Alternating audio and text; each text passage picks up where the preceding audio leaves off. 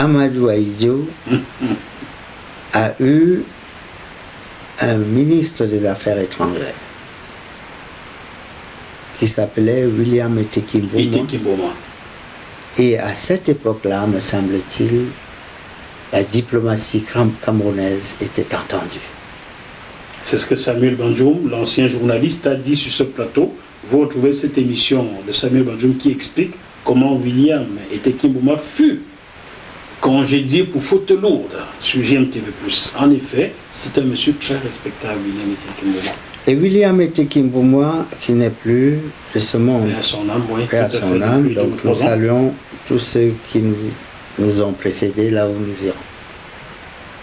Et William Eteki Mboma n'a pas été que ministre des Affaires étrangères, me semble-t-il. Non, il a été ministre de l'Éducation aussi, nationale, je crois. Et plus tard, plus loin encore, qu'est-ce qu'il a été? Tu vas nous le dire quand je suis né hier. Hein? Quand il était ministre, je n'étais même pas né. Oui, mais il a été secrétaire général de la présidence, non, de la Croix-Rouge. De l'OUA. De l'OUA, oui, en effet, de l'OUA. De l'OUA. La Croix-Rouge, c'est après. Oui, de l'OUA, en effet. L'organisation africaine. Je pense qu'il a commencé par ça d'ailleurs, non? Non, il est arrivé là plus tard. Plus tard. Ça devait être dans les années 75, par là. Les vérificateurs qui sont à l'œuvre vont nous dire. Donc, dans les années 75, ce que je voulais dire, c'est que Mayotte, en 75, il y a un moment de rupture institutionnelle. Soit Mayotte reste dans le giron de la France, ou Mayotte rejoint le mouvement d'indépendance et reste dans le paquet des 4 îles en jouant Moroni, Mayotte et les autres. Et Comores, tout ça. Oui, la Grande Comore, c'est ces 4, faisaient partie de cet archipel où, en 75, la France, conformément à ce que l'ONU, cette fois, souhaitait, que les indépendances soient accordées à tous les territoires où la France était perçue comme une puissance coloniale. Donc, un référendum a lieu en 75. Et à l'issue de ce référendum,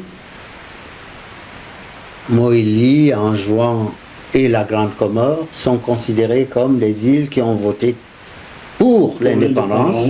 Et Mayotte, qui a voté à 63% contre, est considéré comme à disjoindre de cet ensemble. Et donc, il y a une question, certes institutionnelle, il y a des résultats statistiques, 63% contre l'indépendance, mais il y avait un collège unique, qu'on me pardonne si c'est une affaire de spécialistes, et j'aimerais pas m'adresser à tes téléspectateurs en leur compliquant la tâche. Mais collège unique veut dire que toutes les voix de l'ensemble des 4 sont comptabilisées dans un même paquet. Encore une autre manipulation. Et donc, quand on va disjoindre en comptant séparément, on en arrive à la séparation de Mayotte, séparément. Mais comme on doit les comptabiliser dans l'ensemble, mais dans l'ensemble, on arriverait à l'indépendance des 4. Et donc, l'opération pour segmenter donne une apparence de légitimité à une opération référendaire réclamée par les Nations Unies et regardée par l'OUA, l'Organisation de l'Unité africaine. Et les Comores saisissent donc, au bout de ce processus où la France proclame, puisque c'est elle qui donne les résultats, que Mayotte a voté contre, et donc Mayotte reste dans l'orbite française, et les 3 autres îles peuvent voguer ailleurs dans une autre galère. Ce qui fait en sorte que les Comores, le président donc des Comores, mécontent de cette interprétation des résultats électoraux, saisit l'OUA. L'UA. Non, l'UA viendra plus tard. L'UA à cette époque-là. Oui, 75, moi je parle dans le contexte de l'époque, mais c'est vrai que c'est maintenant... 75, il y a 46 ans bientôt. Donc, les Comores saisissent l'OUA Et qui est à leur tête? William et Tekimboumoua, qui jugent recevable leur requête.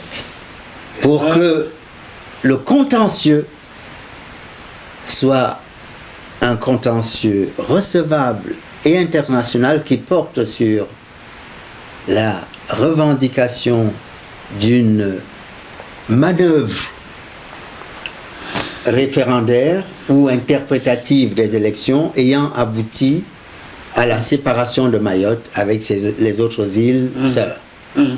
William et Tekimboumoua, après avoir jugé de la recevabilité des services, pas seulement lui, les services de l'OUA, il fait aussi en sorte qu'il y ait un comité de suivi de cette affaire, de ce contentieux électoral et référendaire. Et il y a dans le comité de suivi, il y a 7 pays qui sont nommés pour ce suivi. Il y a Madagascar, il y a le Sénégal, il y a le Cameroun. Je suppose qu'il y a l'Algérie, et je n'ai pas la liste comme ça en tête de tous les pays, mais chacun peut voir que c'est 7 pays constitués pour suivre le contentieux électoral sur les Comores. Eh bien, on n'a pas dissous ce dispositif de suivi. Mais qu'est-ce que ça a donné? Grande opacité. Donc l'action de William et Tekimboumoua, pour faire court, a été une action importante, et c'est ce que je disais donc dans la suite du message que l'on voulait réduire. Que le Cameroun a donc eu une diplomatie, et moi qui viens de Mayotte, je suis aussi porteur de cette histoire-là. Et je dis ceci dans la suite de mon discours: je viens de Mayotte, et à Mayotte, on parle du Cameroun. Et en bien. Et en bien. Parce que on veut savoir quelle est la suite qui a été réservée depuis 1975. 46 ans. Chers téléspectateurs, quand on sait que William et Tekimboumoua, sous Paul Biya, bien soutenu par l'Élysée, a été congédié pour faute lourde, bon. Eh bien, nous ne sommes pas là pour réviser l'histoire.